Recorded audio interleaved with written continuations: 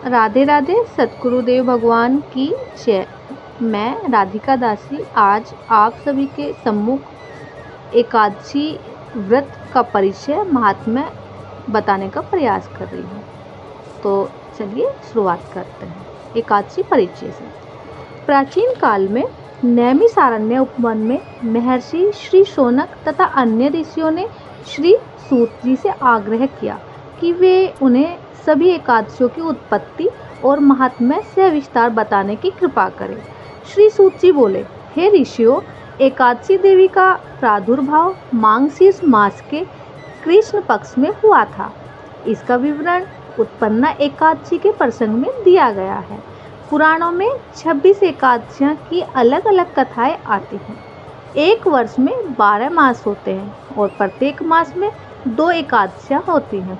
इस प्रकार एक वर्ष में कुल 24 एकादशियाँ होती है। लेकिन जिस वर्ष अधिक मास पड़ता है, अर्थात जिसको हम पुरुषोत्तम मास या मल मास भी कहते हैं, उसमें 26 एकादशियाँ होती हैं। इस कारण अधिक मास लोंद मास पड़ने पर एक वर्ष में 24 2 साल की होती है और उसमें 2 और जोड़ दो तो 26 एकादशियाँ हो जाती हैं। इनके नाम इस प्रकार है। सबसे पहले आती है Utpanna Ekadashi, number 2 Mokshada Ekadashi, number 3 Saphala Ekadashi, number 4 Putrada, 5 Shattila, 6 Jaya Ekadashi, 7 Vijaya, 8 Amalaki Ekadashi, 9 पाप मोचनी एकादशी, 10 कामदा एकादशी, 11 बरुथनी जो अभी इसी महीने आएगी, 12 मोहिनी एकादशी, 13 अपरा एकादशी, 14 निर्जला एकादशी, 15 योगिनी एकादशी, 16 देवशयनी एकादशी, 17 कामिका एकादशी, 18 पुत्रदा एकादशी, 19 अजा एकादशी, 20 परिवर्तनी या पद्म या वामन एकादशी, 21 इंदिरा, 22 पापाकुंसा, 23 रमा और 24 प्रबोधनी। अब अधिक मास की 2 एकादशियाँ हैं, 25 पद्मिनी और 26 परमा। इस प्रकार ये कुल 26 एकादशियाँ होती हैं। ये सभी एकादशियाँ फल देने वाली होती हैं, भव सागर से मुक्ति दिलाती है और अंत में मनुष्य को स्वर्गलोक की प्राप्ति होती है। लेकिन जो भक्त होते हैं, मैं आपसे यहाँ ये स्पष्ट करना चाहूँगी कि भक्त जो होते हैं उनकी भक्ति निस्वार्थ होती है, तो वो किसी मनवांचित स्वर्ग नर्क के चक्र में न पड़ते हुए भगवान की प्रसन्नता के लिए सब कुछ करते हैं उनके आश्रय लेकर। तो अब ये निर्भर करता है कि आप निस्वार्थ भक्ति करना चाह रहे हैं या इस जीवन भौतिक जीवन के कल्याण के लिए। चलिए अभी शुरू करते हैं एकादशियों का महात्म्य।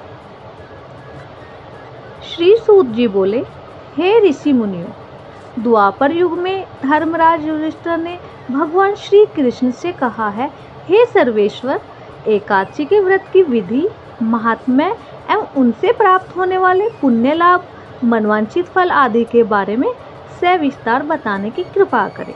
भगवान श्री कृष्ण ने कहा, हे पांडव श्रेष्ठ, एकादशियाँ महान पुण्य लाभ व मनवांचित फल देने वाली होती है।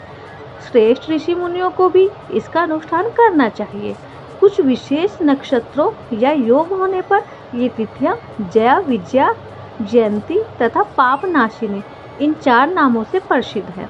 ये चारों एकादशियाँ सभी पापों का नाश करने वाली होती है, इसलिए संसारी मनुष्य को इनका व्रत अवश्य करना चाहिए।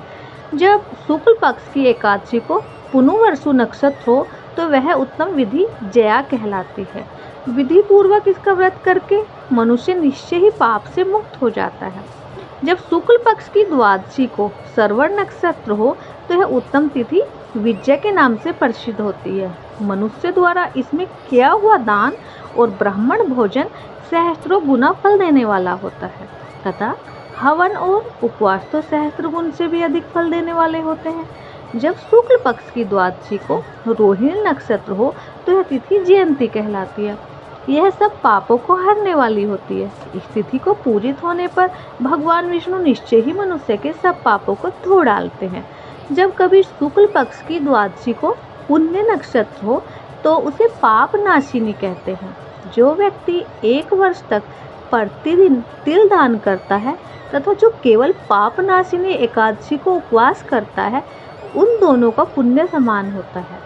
उस तिथि को व्रत रखने पर श्री विष्णु भगवान प्रसन्न होते हैं। उस दिन प्रत्येक पुण्य कर्म का अनंत अनंत फल माना गया है।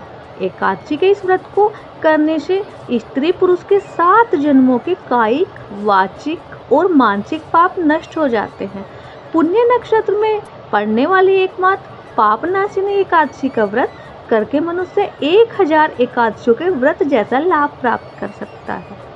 उस दिन स्नान, दान, जप, तप, स्वाध्याय और देव पूजा आदि जो कुछ भी किया जाता है उसका अक्षय फल माना गया है। इसलिए सभी स्त्री पुरुषों को अपने सामर्थ्य के अनुसार इस व्रत का पालन करना चाहिए।